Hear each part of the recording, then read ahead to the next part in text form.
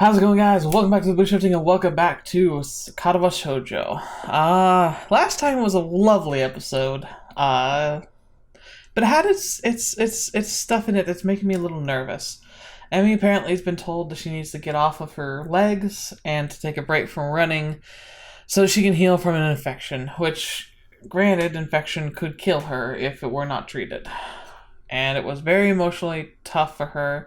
It was something that she desperately called us and just wanted us to come be with her and help her through. We did a little more than that.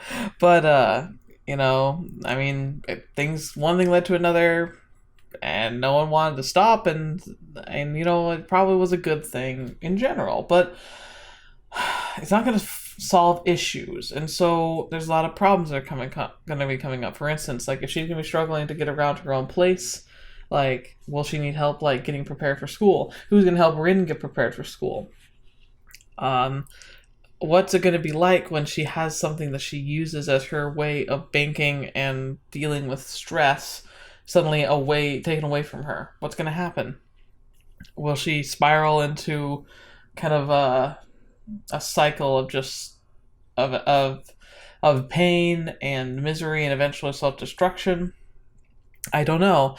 All I know is, like, I'm thinking about the situation, and my stomach's kind of in knots right now. I've got this bad feeling that while, like, we might be on the same page right now, there's a lot that's going to be going on. I'm not sure if we're quite ready to handle it. I just don't know what we're going to expect. I hope things will be okay, but I don't know.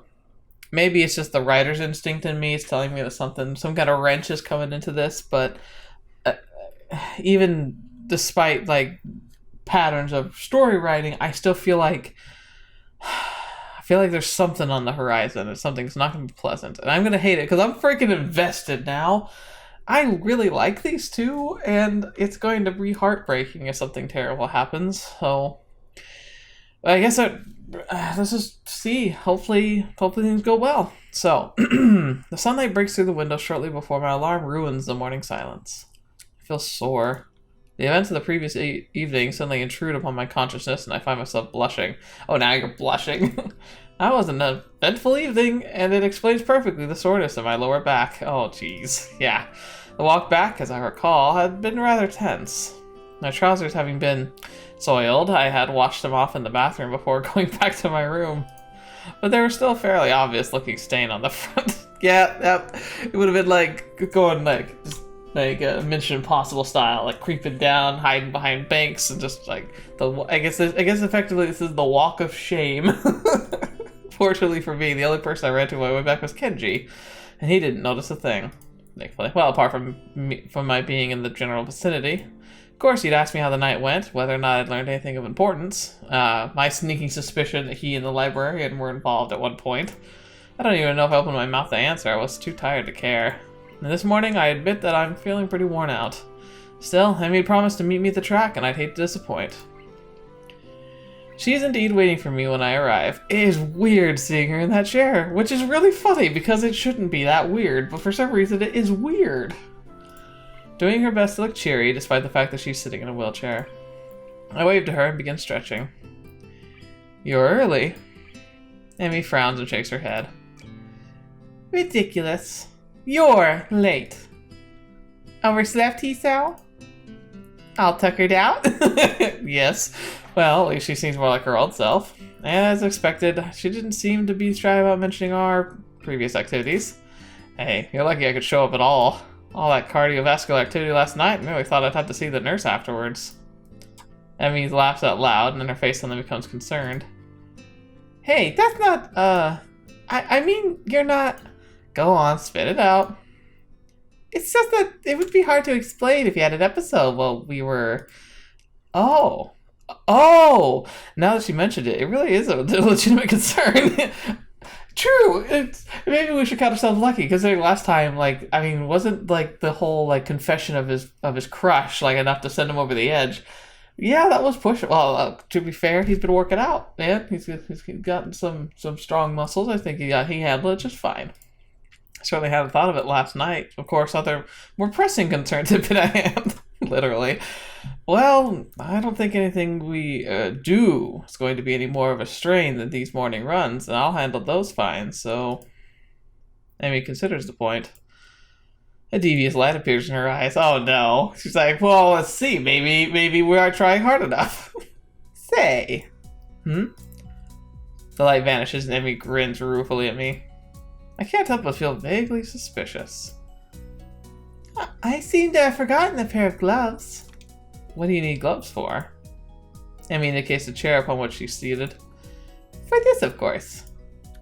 Sure, regular moving around's well and good without them, but I want to be able to get a good workout. And to get that kind of speed, you gotta have gloves if you don't want blisters. So what are you wussing out on me then? Do I have to go it alone? Emmy thinks for a minute, or pretends to think. If I remember right, there are a pair of two in the track shed. So does she secretly want to do it then? Oh my gosh, yeah! She's not being very subtle! But in her normal school uniform? I have expected her to wear her gym outfit for something like this. Wait, what are they doing there? Emmy looks askance at me. Seriously? You can't think of why a shed full of track supplies at a school for disabled would have racing gloves? Well, when she put it like that, I suppose she makes a perfect sense. Hey, I'm still getting used to this place. Give me a break, huh? I guess I could let it slide this time. Now, come on, I need your help. I can't imagine what for, but then again, I don't have a clue what racing gloves would be in the shed, so I'm not willing to press the issue. Hisao, I think you're kind of missing the point here. I think I see where this is going. Emmy navigates her way to the shed easily enough, though I can hear her grumbling under her breath. It's actually kind of cute. Yeah, we also probably should offer to help. I hurry a little to reach the door first, opening up easier for me than for her. The door opens, and Emmy starts to wheel inside, only to come to a sudden halt in the doorway. Seems the door sill is slightly too high for her to get over by herself. She makes a few runs at it, unsuccessfully, before crossing her eyes and glaring at the offending object. Stupid wheelchair. Isao, can you give me a hand here? Sure, no problem. It's a simple enough matter for me to bump Emmy over the doorway, jostling her slightly. Hey, easy there. Whoops, sorry. It's about the same time I fail to notice where I'm going and run Emmy's chair into a mat. She gives a startled yelp, topples forward out of her chair. Fetch. There's a moment of silence as I gaze in horror at what I've done. Emmy glares at me. Hisao. Yes? Promise me you'll never work at a hospital. I'm sorry, I didn't mean to. Emmy giggles and holds up a hand. Would you kindly help me back into my chair, Hisao? As I bend down to pick up Emmy, she grins in triumph and pulls me into a kiss that quickly has us both entirely unconcerned about getting her back into her chair. Yeah, see, I thought so. In fact, as I move to a more comfortable position, I confess that the chair is pushed out of the door, which, startled by the passage, swings shut. Uh-oh. Oh, there we go. Welcome back to the coconuts again. Well, at least we got privacy now, which is a good thing, as my hands quickly work to remove Emmy's blouse and skirt. I'm startled to discover she's forgotten to put abroad today. Did she plan on this? No, sir, of course not. It wasn't heavily implied with her initial, like, oh, by the way, can we go over to this remote shed where no one can see us while there's no one around? Her arms are hooked under mine and rest on my shoulders as I kiss my way down Emmy's neck, pausing to give special attention to the spot right where the neck meets the shoulder that I'd found last night. You've gotten pretty good at the... I do try. Emmy pushed it onto my chest. Instantly, I draw back with a puzzled expression. I've got a confession, Hisao. Oh. Having pulled back, I decided instead to focus my attention on her breasts. Here we go. As she attempts to speak, her words are interspersed with giggles that I find incredibly cute. I don't actually wear gloves. My own reply is rather muffled by her chest instead of being addressed to her face. Should have known. Words quickly becoming irrelevant. Emmy's movements are almost frantic as she's been holding something back since we met this morning, and now she has an outlet. Sheesh. Well, they're eager. I'm very nearly caught off guard by her aggressiveness, feeling her nearly rip my shirt off the way she seems to vibe to be in the dominant position. For my part, I confess that I'm caught up in her attitude as well, fighting back, rolling and wrestling even as I caress her, even as her fingers dig into my shoulders. I lose track of where we are. Yeah, this can't backfire at all. That's okay though. So much so that I roll right off the mat and land on something small and rather hard. Ow! Emmy, still flushed and breathing a little heavily, peers at me and bursts into laughter. I'm sorry, I'm sorry. Are you alright? Yeah, I think so. Not sure what I landed on, though. Reach under my back and pull off the offending object, inspecting it closely. Oh, really? Personal lubricant, lemon flavored. Wait, what? Emmy's eyes shoot upward as she begins, if possible, to laugh even harder. Somehow, I don't think this isn't track related. Oh man, I know whose that is. What? It's the track captain's. What? Ah, my old nemesis, or kind of. How'd you know it's his? It appears that I've asked a stupid question, or at least Emmy thinks so. Because he's the one that told me the track show was a good place for... what did he call them? Clandestine encounters? Oh, he invited you to one or something? Emmy burst into more laughter.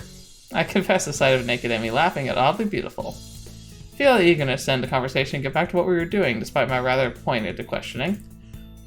He's Sal, the track captain's gay. Oh, well, that solved that. Huh? Really? And here I initially thought you two were a couple. Well, I did have a crush on him when I first joined up, but he wasn't interested. Obviously. But we're good friends, I guess. I mean, he told me about all this, you know. I hesitate to ask. And really, I do, but I ask anyway. But what does he need to, Really? Idiot. I mean, he doesn't, how the heck does Emmy always manage not to blush? Obviously, he uses it for, you know. Oh, this series is gonna be in trouble. I try to suppress the snicker. I fail. Emmy's giggling too. And he tells you all about all this? Emmy shrugs. Yeah, of course. He's kind of wild about the whole thing. Says it's a feeling that can't be beat. Oh no. Uh-huh. Oh great, I think I know where this is going. We're definitely not here. Aaron, the track show seems charged with some kind of horrible curiosity. Oh gosh.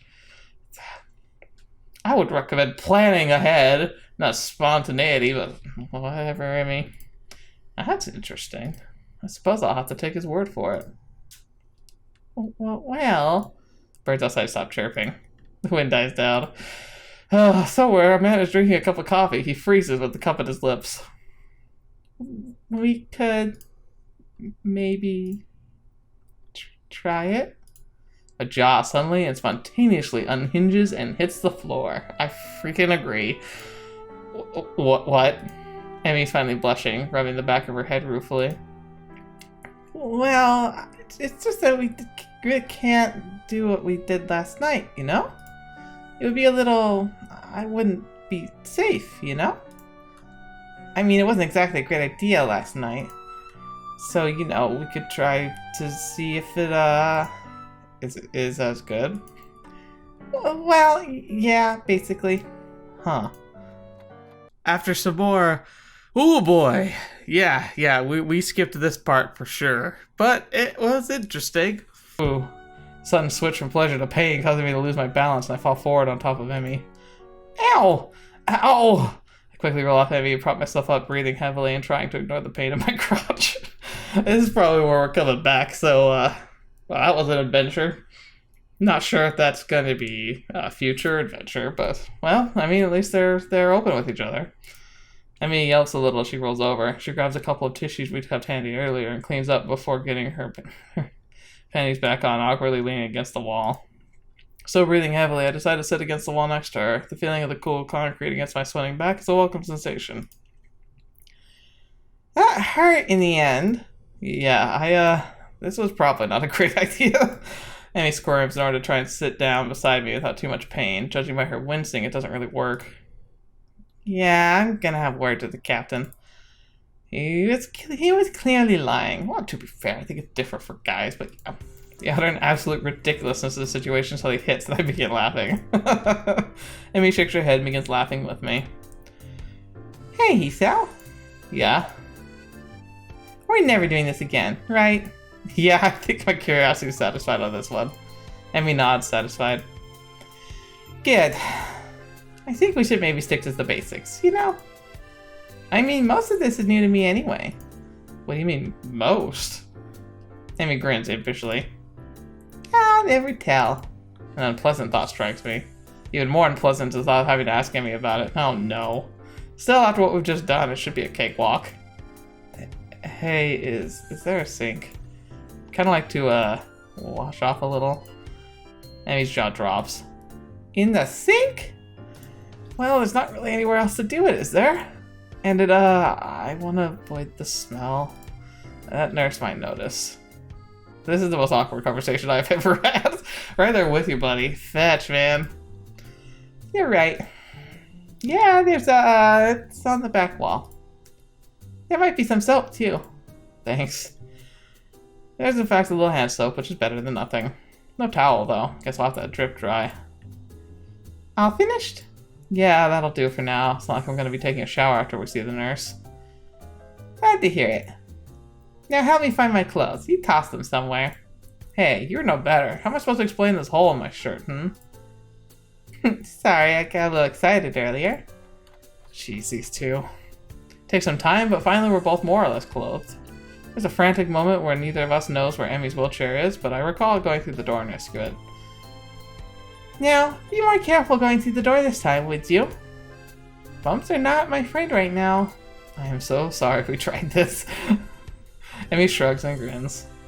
Well, it was worth a shot, right? And anyways, it's a good exercise, right? Can't argue that. Yeah, this brings a whole new perspective to working out with Emmy in the mornings. As we make our way to the nurse's office, I notice that Emmy keeps shifting uncomfortably in her seat.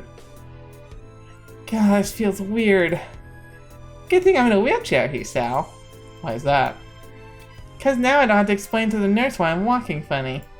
Oh, I never do this again. The nurse is at least kind enough not to comment on the marks that Emmy left on my shoulders. Nor does he say a word about Emmy's constant shifting around in her wheelchair. Either he didn't notice or he didn't want to notice. All the same, I'm gonna have to make sure he didn't slip cyanide into my medication for a little while. Just to be safe. Shower for longer than usual, just to be sure I'm clean of our little experiment, then collapse on my bed. Speaking of experiment, I don't even know what's gonna make it to YouTube. I don't even know.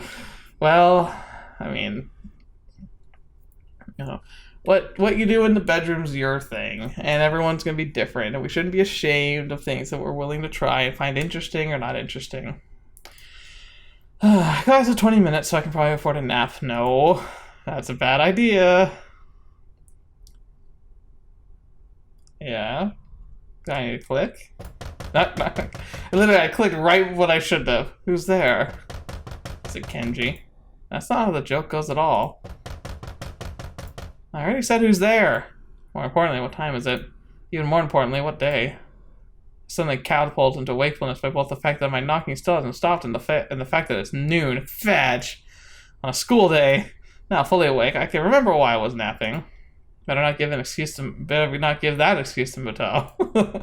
Sorry, I wasn't in class. I was experimenting sexually with my girlfriend and it tired me out. Yeah, that'll go over well. Wonder how this knocking is going to continue. Guess I'll answer the door. I'm strangely surprised to see Kenji on the other side. Oh, what gnarly things is he going to say this time? Though it appears that Kenji's surprised to see me. What the heck are you doing here, man? Well, I was sleeping. Kenji nods in understanding.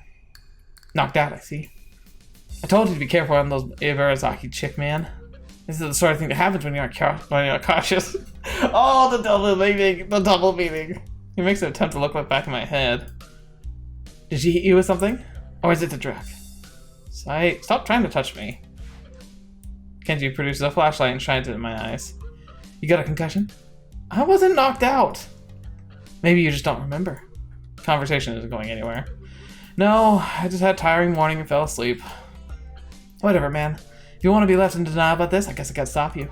But you gotta watch out for that girl, man. She's not safe. What? She's not safe to be around. She's one of the most sinister agents. If you're not careful, she's not gonna tell him what's gonna happen. She's brought down stronger men than you know. What the heck are you talking about? She's not an agent of anything, and she didn't knock me out, okay? I also highly doubt that she's brought down anyone at all. Kenji looked almost offended. I have no idea why. You don't believe me? That's cold, man. Real cold. I'm just trying to look out for you. That's what friends do, you know. We're friends? I had no idea. Then again, I wonder if Kenji knows what proving a friend entails. I feel something of pity for him standing there before me. Maybe he doesn't think he's looking out for me. I know.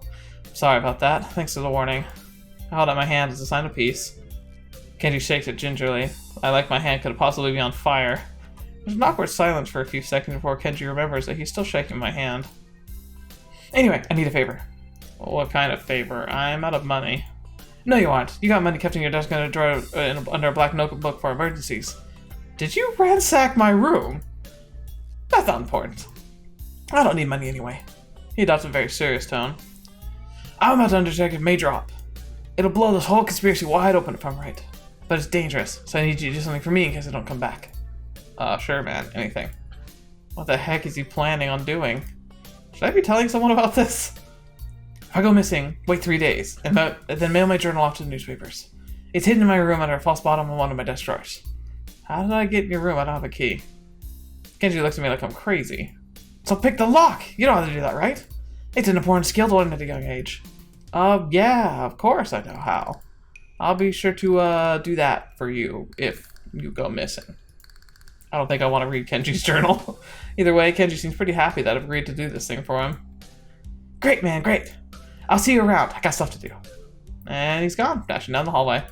He made it seem so final. I hope he doesn't have to carry out I don't have to carry out his final wishes. Shaking my head, I close my door and walk back to my bed.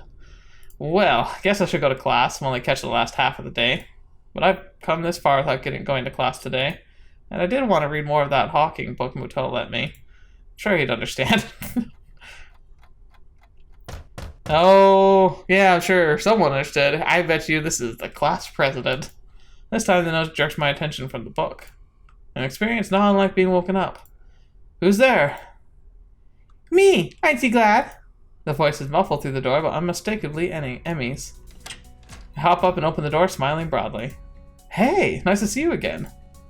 Emmy grins back, staring up at me from her wheelchair. Yeah, you would have seen me earlier, but this darn elevator wasn't working. I had to wait for them to fix it. You'd think they could keep it in better order, but no. I chuckle a bit at her vexed expression and invite her in. She wheels in easily, and with my help, she hops into the bed. Oh dear. Dear, much more comfortable than the stupid chair. A sigh of contentment hangs in the air, and for a minute we both just stare at one another. At this point I notice the circles under Emmy's eyes. They're not that dark, but they definitely weren't there before. Before I could ask about them, Emmy fixed me with a mischievous stare. So, couldn't help but notice you weren't at lunch today. In fact, I don't think I saw you at all. What happened, Fell asleep. I actually didn't wake up till lunch, and then only because Kenji woke me up. Why had you so tired, Strenuous workout this morning. Slightly uncomfortable, too.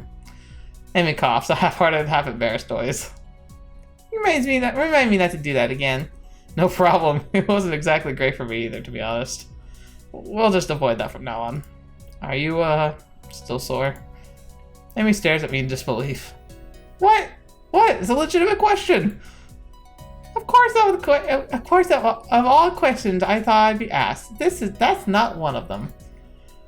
Well, I didn't expect to have to ask it, so we're even. Emmy laughs at this. I guess so, huh? Well, since you ask, yes, I'm still a little sore. We're never doing that again. No arguments from here. The yawn escapes her and I raise an eyebrow. Tired? Emmy nods sleepily. Haven't slept well. Not sleeping well? I can tell that she didn't mean to tell me this either because she gives a little start like she's just been caught lying and hastens to add. It's not a big deal though. What's the trouble? Emmy shrugs and refuses to elaborate. Stretch over exams. Another shrug, but after a pause, Emmy nods hesitantly. Yeah, I guess. Actually, that's why I stopped by. She begins to look more and more miserable. Not so you'd notice, of course, but her eyes are on her lap and she's fidgeting, her voice is quiet. We, need to stop hanging out so much. Well, fetch! No! What? Why? Emmy takes a deep breath like she's been practicing this. Because you're too much fun to be around, and I can't concentrate when you're near me. With exams coming up soon, I just can't have that distraction. Okay, First off, not that big of a deal. It sucks, but it's not that big of a deal. Second off, maybe try studying together once. As long as it doesn't devolve into carnal pleasure before anything can be accomplished, it should be okay, because he's actually fairly smart and can probably help her out.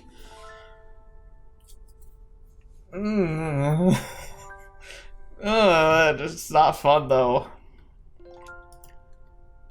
Otherwise, my grades are going to be pretty lousy, I'm afraid. I could help you study.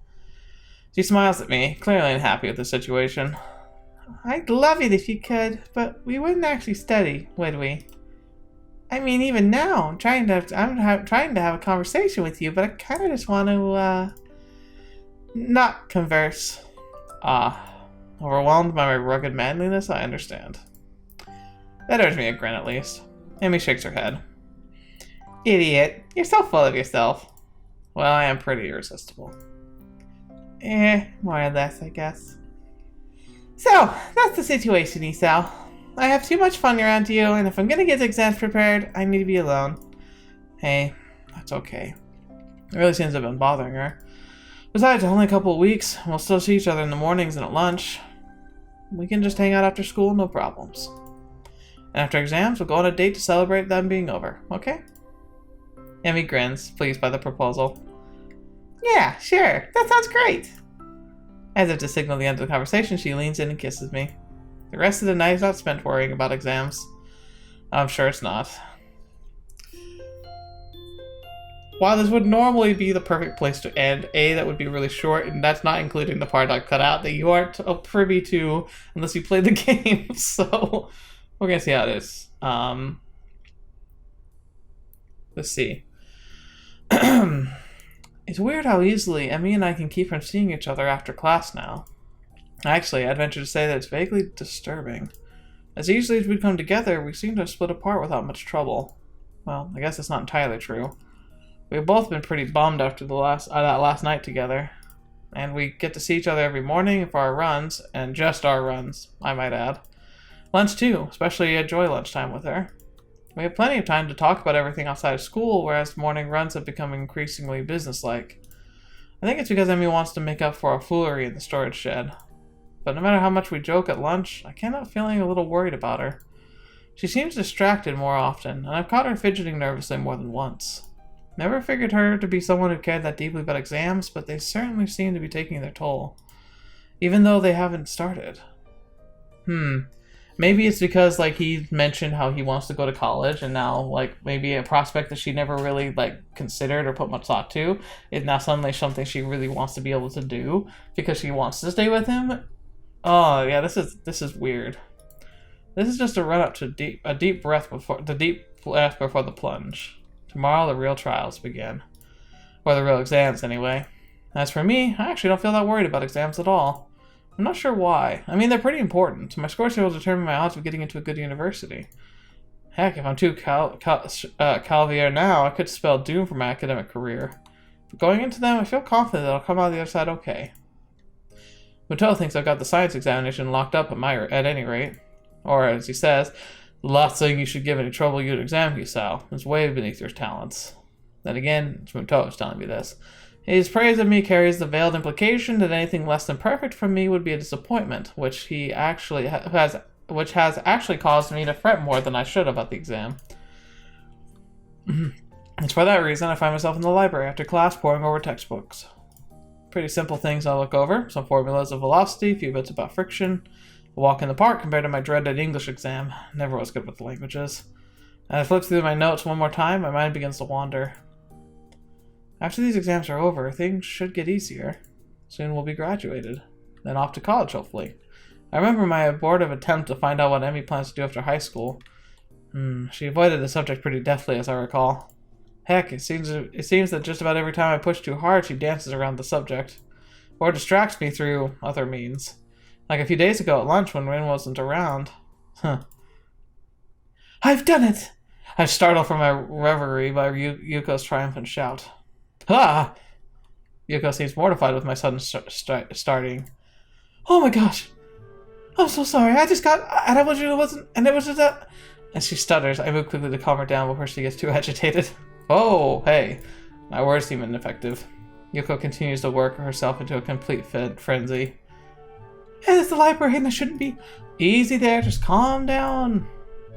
And I'm really setting a bad example and I'll get fired because I can't do anything right. Yuko! Shouting seems to work, though I'd draw the ire of several other students studying in the library. Yuko snaps to attention, like a soldier who's just heard a captain bark at order. Sorry. Calm down, it's okay. You just startled me a little. That's because I was daydreaming instead of studying. So you really got me back on track. This is a complete lie, but it seems to work. Yuko takes a deep breath and seems to calm down a little. Though she's shifting around with nervous energy, it seems awfully familiar. So, what's got you so excited anyway? The Yamaku cat burglar. To her credit, Yuko manages to convey her intense excitement in a whisper. I think I know who it is. I got an anonymous tip to their identity. So I did some spying, and think the tipster was right. Oh, really? And who was the, burglar? Yuko shuts her mouth, shaking her head decisively. No, I can't tell you that. Well, why not? It's between me and the burglar. I can't risk you warning him while I'm onto his game. He could tip his hand early and blow town. Then I'm left with no perp. When did Yuko start talking like a hard-boiled detective? I wouldn't warn them. Why would I care? If you got asked that question, then you don't need to know. That doesn't make any sense, but okay. Congratulations, I guess. Thanks. What for? The, cat burglar thing. Yuko nods and smiles appreciatively. So, studying for exam? Well, that's the plan. Not having much luck, though. Really? Is it because you can't find a book? I'm really sorry. I've been meaning to clean the shelves for weeks now, but I keep getting distracted. I'm so sorry. Whoa, wait. It's not that. I got my book right here. To illustrate, I point and hopefully calm Yuko down. I show her the textbook in front of me. My mind just keeps wandering is all. Is it because of the noise in here? I'm trying to be more strict about the noise level, but I can't bring myself to yell at people. I mean, aren't their lives hard enough without me throwing my authority around? No, it's not the noise level either, I promise. I'm just... heck, I don't know. Worried about Emmy? Worried about us? Worried about what happens after we graduate? Emmy's been kind of weird lately. What do you mean? Well, you know how we're dating now. I just don't know that we're actually, a couple. Or at least, I don't know that we're beyond friends. No, friends normally don't do those sorts of things that we do. Physically, we're a couple. Coupling, at least. It's like every time I try to find out more about her, or what she wants to do with her life, she dodges the question. Like the other day, I was talking to her at lunch about some schools I've been looking into. And I asked her, have you looked into any schools lately? She shrugs in response, says no, and when I ask why not, she says that she doesn't think that far ahead. I asked her why she has that policy, and I suddenly realized what I'm about to start describing, and why does it decide to climb up? She what? She changed the subject. Wouldn't talk about it. Maybe it's an uncomfortable subject for her. Or she just doesn't think she needs explaining. Yeah, but it's just not like that. Every time I try to find out what's been bothering her, she changes the subject too. It's like she likes being with me, but not getting close to me. Now that I've said it out loud, I feel worse. Yeah, that'll happen. I don't know, man. You're talking about a girl who's coming from a perspective of severe, self-determination and I don't know. I think she's almost afraid of getting too close to people. Could be her experience with losing her father, not wanting to experience that kind of loss again. Maybe she feels like she might be abandoned or betrayed. I don't know, man. I'm not really that surprised. I don't really know why, but I'm not that surprised. It makes a lot of sense that she'd be feeling distant based on just what I've seen. Yuko digests this bit of information. It seems to me that you're more serious about this than she is. I can almost feel my stomach twist into a knot. She's right. That's exactly what it seems like. But is that what's really going on? I mean... Sorry, I'm just talking nonsense. You shouldn't take my advice, you barely know me. I'm just a librarian and I'm single, so you can imagine I don't really know what I'm talking about. No, I think you have a point. As much as it hurts to even consider it. Yuko seems to be trying desperately to find a way to soften the blow somewhat. Look. I'm probably wrong, But if you want to be sure about how obviously wrong I am, maybe you should just talk to her. Get some time alone and just ask about it. And don't let her change the subject either. Yeah, maybe I should do that. Or maybe I should just enjoy what I have. We have fun hanging out after all. And the runs are nice, the other activities are nice, and talking to her is nice. Do I really need to get close to her? What I've got right now is pretty good. But that's silly. I want to get close to her. I want to be able to help her when she needs whatever is bothering her. But maybe I should wait until after exams are over? Maybe she'll brighten up once the stress is past. If she does, then I don't need to worry about it anymore. But if she doesn't, well, I'll cross that bridge when I come to it. I thank Yuko for advice and head back to my room. Oh, that's a question. Do we try and confront her now? Or do we wait until after exams? Oh, this is one of the ones I'm really bad at. Because my tendency would be to wait till after exams. It seems a fairly reasonable thing to be asked to do. But is that the right thing to do? Or are we just going to keep getting colder and colder as time passes on and makes it more and more likely that we can't reconcile? Oh, oh no. Maybe I'll be able to concentrate more on my studies in there. That's another creepy picture.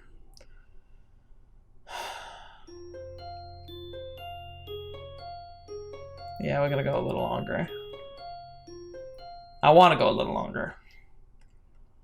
But I'm worried. I leave the room after finishing my final exam and breathe a sigh of relief. As I'd hoped, the exams weren't so bad. I managed to breeze through just about everything but the English final. And even that was acceptable. I wonder how Amy did. Even more so, how she's doing. She looked terrible at lunch today. I mean, she was pretty happy to be out of her wheelchair, but she was so exhausted. Something's been wearing her down. I'm starting to really doubt that it was just the exams. And once again, I think this is harking back to that stress thing. It's like, we have ways of processing stress. We usually develop them over time. And when people are in high stressful situations, it's imperative that you maintain something to be like a release valve for all that pressure. If she's not running anymore, she's probably lost that release valve, which is also backing her up and preventing her from dealing with other stressful problems, which includes her relationship with Isao and the exams and potentially her future and whether or not she's really like committed to the relationship. Like there's a lot of going on there. It's not a good time for her not to be running.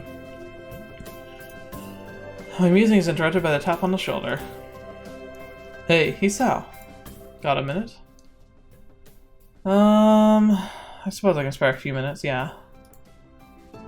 Oh man, I might have made a horrible mistake there, but like at the same time, it's like, yeah, we're worried about her, but like, can things really fall apart like within the next few minutes? Yeah, I've got some time. Nowhere important to be or anything like that. Muto raises an eyebrows of questioning my statement and beckons me back into the classroom. I wanted to get some feedback from you if I could. I know this course wasn't quite up to your level. Don't worry about it. The science club activities more than made up for it. Did they? Well, in fact, that's what I wanted to talk to you about. Do you think that it was a worthwhile activity, just for our own reference? Well, yeah, it was great to go way further than we did class. It was definitely worthwhile. Muto seems delighted by my response. That's great. Exactly the sort of thing I was hoping for. You know, Hisao, I'm glad you came here. It's always good to have a student who really gets into the subject you teach. In a way, it makes dealing with the rest of the students more tolerable. You're a bright kid, too. You took to the stuff like a duck to water, or some other such simile. Thanks. You were a great help, especially with the college stuff. There's one more thing, Hisao. A bit of advice from one scientist to another. What's that? What does a scientist do? Observe the world around him. Exactly. Good. A simple question, but one that most people can't seem to answer. That's the essence of a scientist, Hisao. We observe what's there and try to figure it out. But what if there's something you can't figure out? What is the scientist to do if he can't observe something? How, for example, can we talk about the quirks? Talk about quirks when no one's ever actually seen one, or black holes when observing them directly is impossible? Not so anymore! Well, scientific equipment's pretty advanced. Muto irritably waved away my response. No, that's not it at all. Those are tools. I'm trying to give you a philosophy. Think, if you can't observe something directly, then how can you observe it? What you perceive as black holes is a perfect example of this, is that you don't perceive it, but you perceive its effect on things surrounding it. Quarks are probably the same way. Where you look at the way things behave, around something that you cannot perceive. And that gives you clues and insights into what the physical and metaphysical characteristics of that object will be. So, watching stars zipping around a black point, like a point with no light, but they're moving like they're in orbit around something with massive gravity, well, there's a black hole there. Quarks is a little different, but a lot of it comes down to understanding the way that the fundamental particles behave, and perceiving through especially the Hadron Collider and like trying to destroy subatomic particles and break them apart, and then looking at what the pieces do and how they interact. For instance, that's where we developed, I think that's where the theory of quarks really kind of came to fruition. I was saying that there were pieces to protons when you smash them, that it wasn't just a bundle of pure energy, that it was actually like other fundamental smaller particles. Guess? How would you guess the movements of a quark? What's your guess based on? Of course. I should have thought of it earlier. The things it affects. Muto claps his hands together excitedly and whoops. This is actually really good advice for his relationship, too. Yes, exactly. Good. Remember that, Hisao. If you can't examine something directly, it's because you're looking at it wrong. You have to look at it differently if you want to uncover the truth, and if it eludes you, then look at it what it leaves behind. That is the essence of being a scientist. We never stop looking for the answer, never take anything for granted. Observe, experiment, and observe some more. There's a lot of stuff out there that makes no sense, Hisao. Your job is to get it to make sense. If nothing else, I hope you've learned that here. I think I can remember that. Oh, it's a really good lesson, too. So, how can we apply that to Emmy? How do we apply it to Emmy? Well, we have to look at what... he made 2 points in there that I think are really crucial. Look at what it affects, and look what they left behind. We might need to get to know more about her history. We might want to talk to her mom, actually. That'd be really roundabout. Like, I think we should confront her, and I'm guessing it's going to go horrifically poorly. And then next step might be to talk to her mom and learn a bit more about what she left behind. And then maybe to Rin to look at who she affects. Muto smiled, satisfied. Good. Now go enjoy your time off, he urged. I leave the room feeling a little confused. What brought that on? Although, am I going about this thing with Emmy the wrong way? If she won't tell me, then can I go about it some other way? The question keeps spinning in my head even as I make my way back to my room.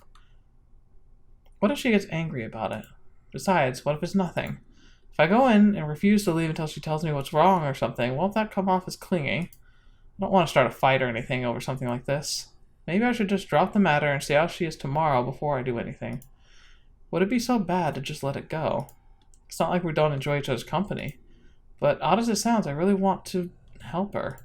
I don't even know what with or if there's anything at all that she needs help for, but I want to. Suddenly a knock on my door rouses me. Oh, hello. Guess it looks like we're going to be ending the note on a Kenji. I open it to see Kenji. Oh, it's you. It's me. That's it. If you had any idea what I've been through, what I've done, you'd be happy to see me, dude. I mean, there was some epic you may never see me again crap. And here you are just talking like I went down to the store for the milk. You're cold, man, Hisao. I really respect that. Thanks, I guess. It's smart to play it safe, you know. Don't show any emotions. Keep your cards close to your chest. Unless it's time to show your cards. Or you have bad cards. Then you should fold and collect your winnings. Do you understand? Yeah, that makes perfect sense. I take the mission went well? Whoa, awfully noisy of you, isn't it? You can't just go saying around stuff like that. Things like that are a delicate stage. One wrong move and BAM! Invasion successful. Succeeds. I thought you were going to blow the conspiracy wide open. It's bigger than I thought. Need to update my charts. And probably change some of the puppets around. You want to help? I got some fine whiskey from... somewhere. You can fill me in on everything your investigation has turned up. Better not. I'm supposed to meet her today. Gotta go do that. Can't raise suspicion. Kenji nods in approval. Still keeping it close to the chest, eh? Oh man, I respect that. Good luck. Thanks. I'm just going to pretend, for the sake of my own sanity, that he was wishing me luck and talking to me. And if I squint, the whole card analogy he was talking about works here. It's time to lay it all on the table. Or see if I can't get Emily to do so, rather.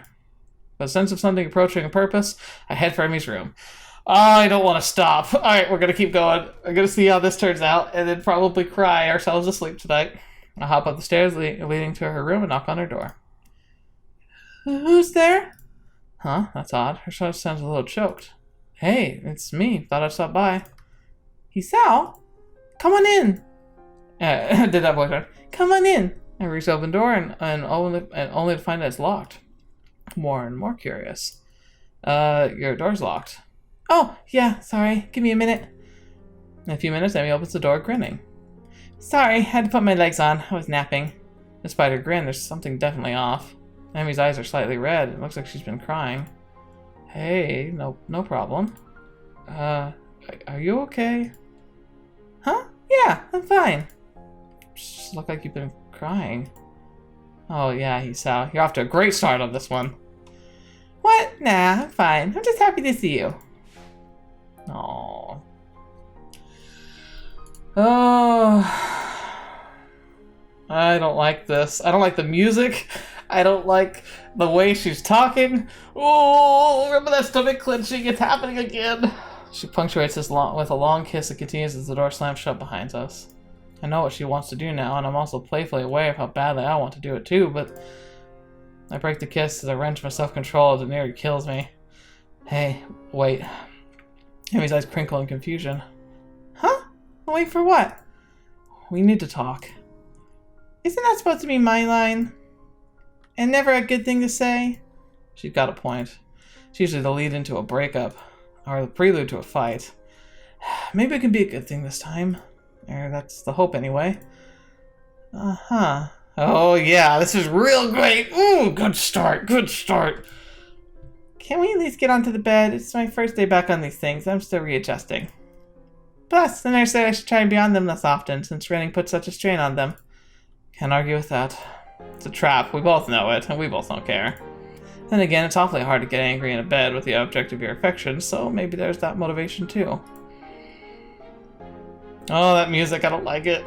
I set Emmy's legs by the bedside and sit down next to her, throwing an arm around her shoulders. In silence, we just enjoy being able to be in this position again for a few minutes. Then, of course, I need to ruin it by opening my mouth.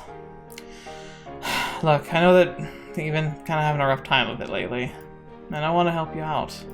I thought it was just exams getting to you, but now I come to your room and you've been crying, and that kills me. But I can't do anything if you won't talk to me about it. I told you, I'm fine. No, you aren't. It's obvious something's eating at you. You can tell me, though.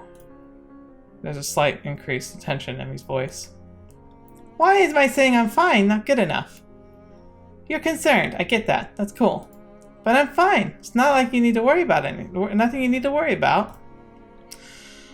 Now sleeping, spacing out more than Rin does, doesn't strike me as being fine.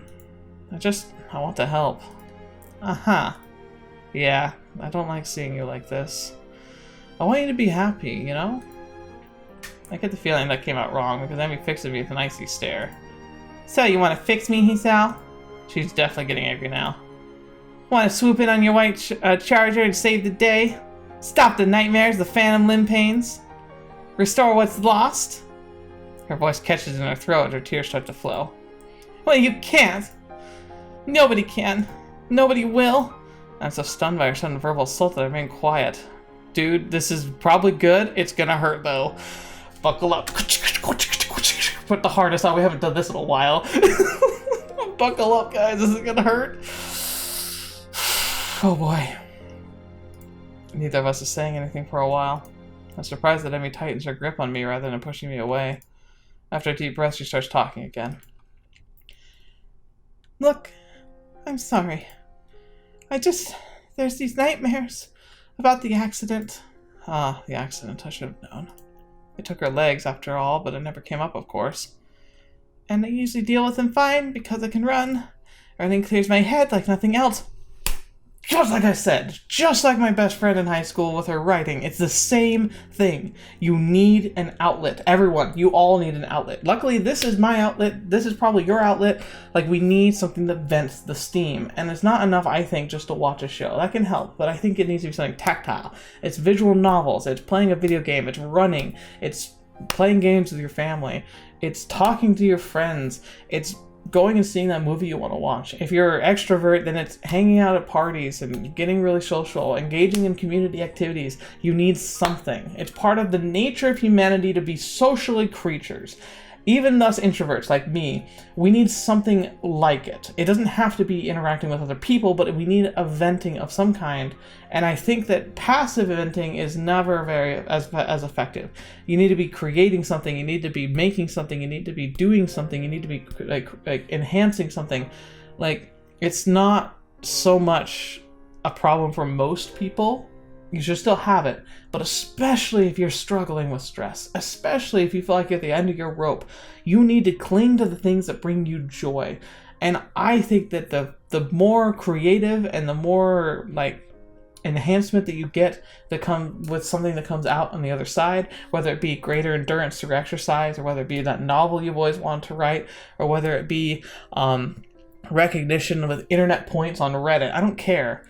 There's so much better. It's so much better to receive input and criticism, and to look at, reevaluate, and enhance, and procure, and have something tangible that you can metaphysically or really hold in your hands. Makes such a big difference compared to just passively watching other people do things that are cool. I don't know. It's a personal philosophy of mine, but it's a big one. So let's continue. I don't have to worry about anything while I'm running.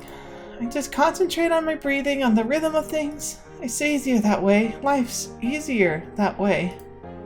Just keep moving forward, you know? Nothing else matters. Just getting around the next curve. And then it's the next curve, and the next, until I can't go anymore, or think anymore, or do anything but slow down and walk until I catch my breath again. After something like that, nothing else matters. But I've been stuck in that darn wheelchair for too long, so no outlet. Today, it's just kind of boiled over a little. You could have talked to me about it, you know? You don't have to do it alone. Amy smiles sadly, like she's trying to explain to a child that all fire burns. Yeah, I did. And I do. But why? Why do you have to keep going through this alone? Why can't you just trust me enough to let me help you? I smile again.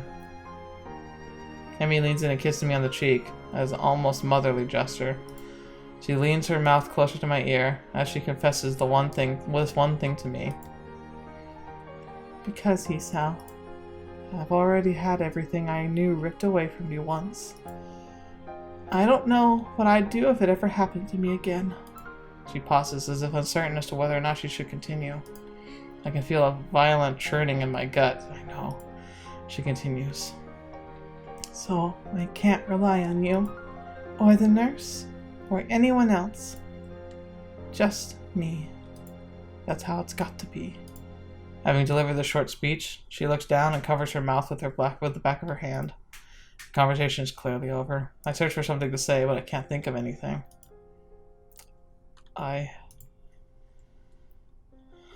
Maybe I should go for now. I've got stuff. Amy doesn't even look up. She sounds tired or relieved. I can't tell which. Okay, Hisao. Go take care of that stuff. I'll see you tomorrow.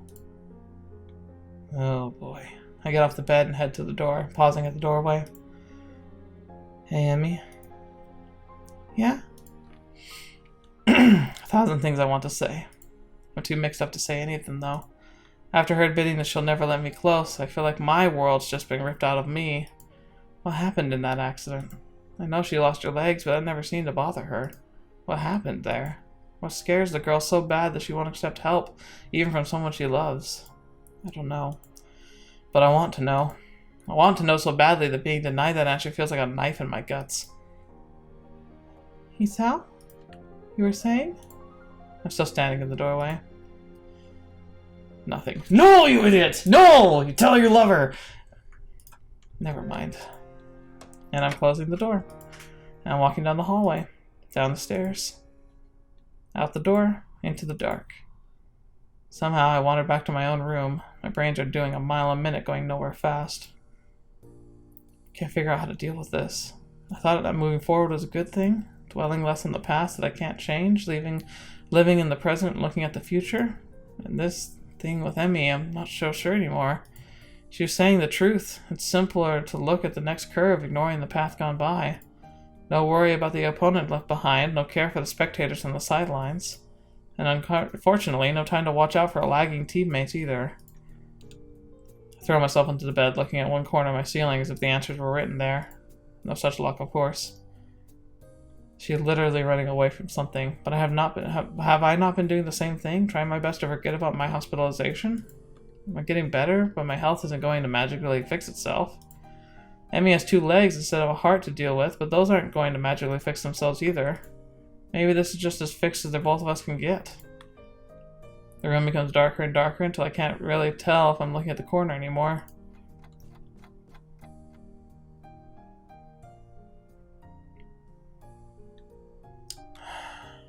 Alright. We're gonna pause here. I can think about this for a little bit.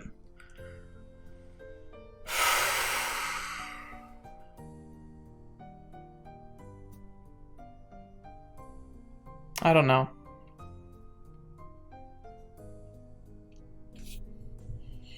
What we kind of have here is a classic 2 people who want different things out of a relationship. Though it's not so much that she's stringing him along and toying with his feelings per se. I think she really does like him, but she's just not capable or not willing to let anyone get super close to her. Like I said, she's terrified of the thought of losing somebody else. That's not something she can just brush aside or just talk her way out of. But I also think that he's not having her best reaction to this either. I think if you were patient, understanding, and if he tells her what he feels,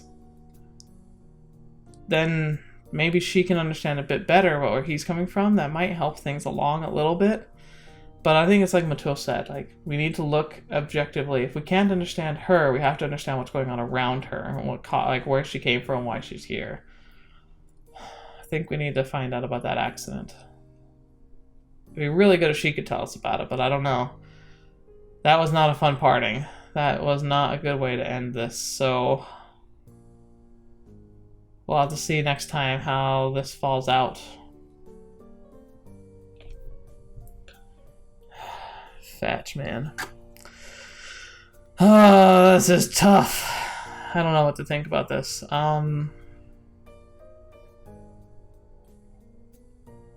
You know, once again, is this story gonna parade me through all my like meaningful relationships? I remember there was a girl I met. It was after the best friend from high school. This was when I came home.